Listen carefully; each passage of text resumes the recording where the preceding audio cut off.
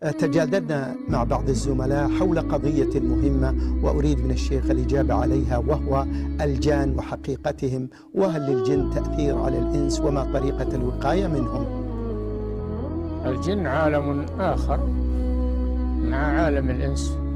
يا معشر الجن والإنس، الله جل وعلا خاطب الجن والإنس، يا معشر الجن والإنس. والجن مكلفون كما يكلف الإنس بعبادة الله وطاعته، منهم المؤمن ومنهم الكافر ومنهم المستقيم ومنهم العاصي ومنهم الظالم، فهم مثل الإنس تماما. فهم عالم من عالم الغيب لا نراهم، قد يراهم أو يرى بعض الناس شيئا منهم أو أحدا منهم، لكن هذا ليس بصفة دائمة. الغالب أنهم من عالم الغيب نؤمن بهم